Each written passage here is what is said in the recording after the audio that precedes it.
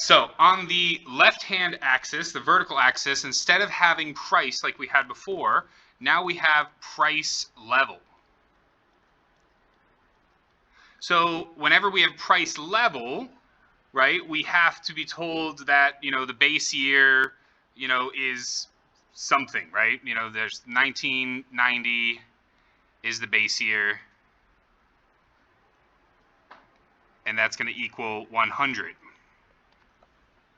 You also might see this represented as, in 1990 US dollars or in 1990 dollars, right? That is the same thing. That's just saying that 1990 is the base year. And so on the left, on the horizontal axis, we're going to have our real GDP. Instead of just our output for an individual firm or an industry or something like that, we have our real GDP, and then this is usually in billions of US dollars. And so what we find is we have this upward sloping supply curve that looks something like this.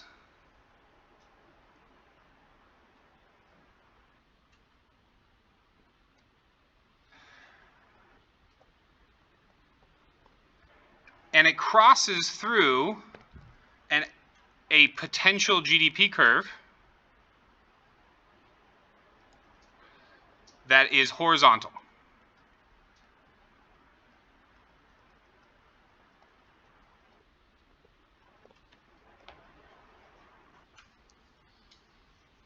So again, that's why I said the potential GDP is the maximum, in quotes, right? Because what's going on in this region over here?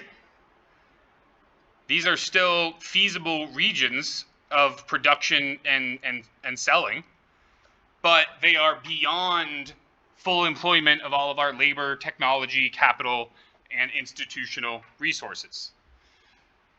So what's going on with this aggregate supply curve? Why should we care? Well, it's telling us how much firms are willing to produce and sell at any particular price level.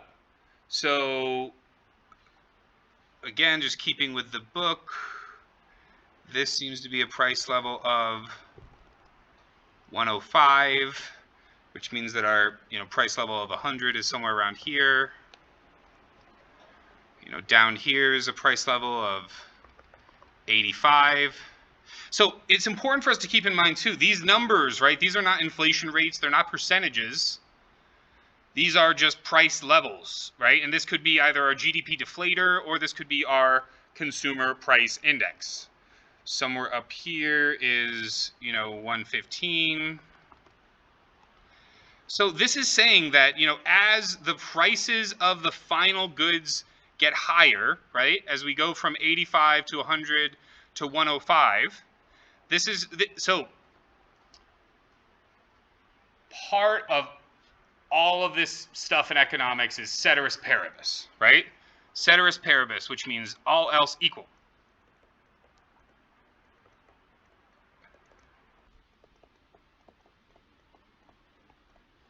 What are we talking about when we're talking about for the producers in the whole economy?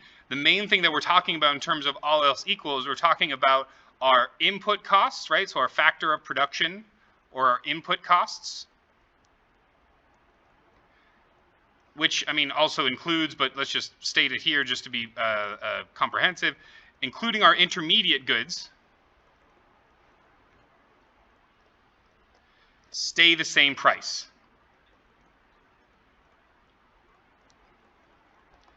So that is one of our assumptions.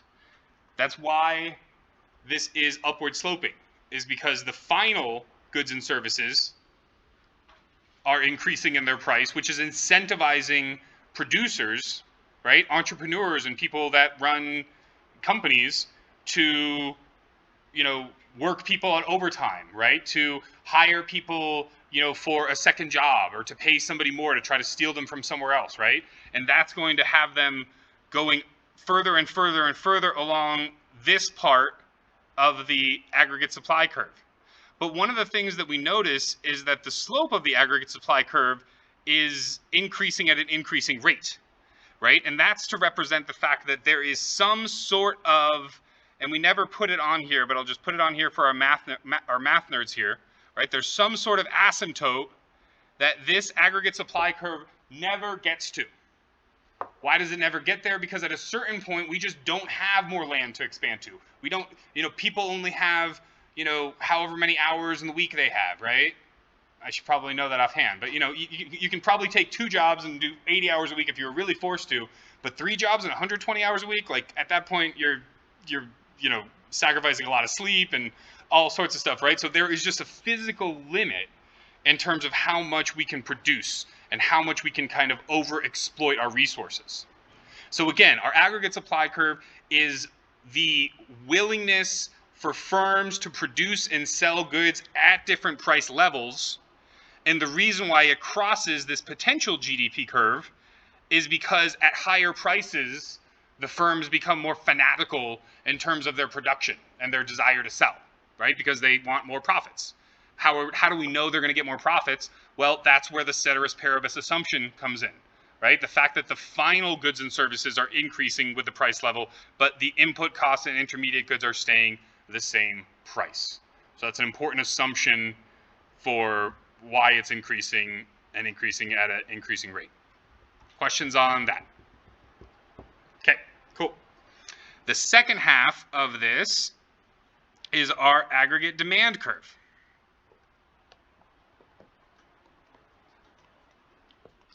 Our aggregate demand curve is, it is the aggregation, it's the summation of all of the individual demand, right? All of our demands, all of our families and households demand and stuff like that, right? It's the amount of total spending on goods and services within an economy. And so this includes 4 components, which should be kind of familiar, right? We've got consumption, investment, government, expenditure, and net exports. So if we recall, that's our national identity equation, right? Y equals C plus I plus G plus an X. Consumption, investment, government spending, and net exports. Which, as we know, net exports is just our exports minus our imports. And so I actually made a mistake. This is not the aggregate demand curve, that's just aggregate demand. So to be comprehensive and reflect our notes from before, right? Our aggregate demand curve is the amount of spending on goods and services within an economy at different price levels.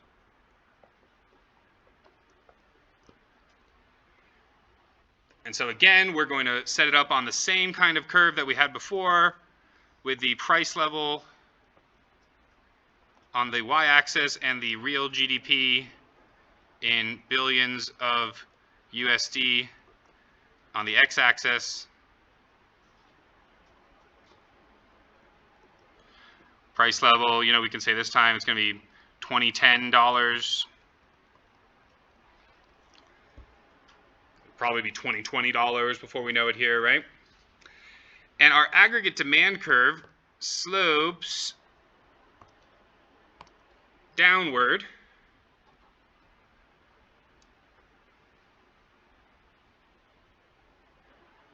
but it's very steep, very steep.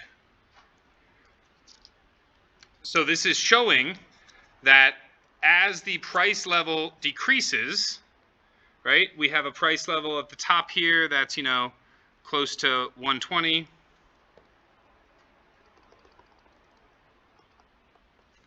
We have a price level in the middle here of 100. And we've got a price level down here that's close to 80.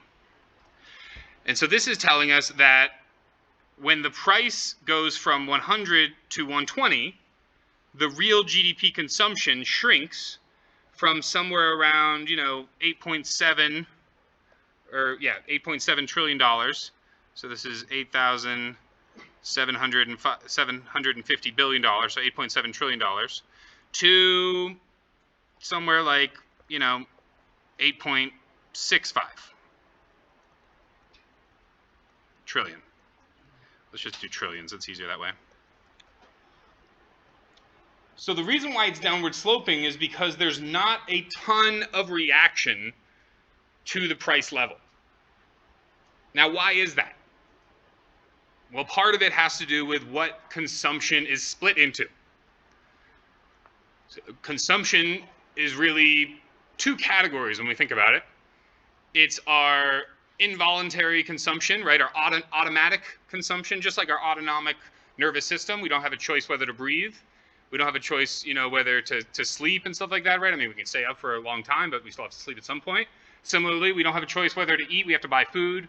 We have to buy shelter. We have to buy clothes. So there's a certain amount of stuff that is not necessarily discretionary spending. I guess clothes is discretionary spending. You can make your clothes last a long time, but food and water and stuff like that, right? Those are basic necessities.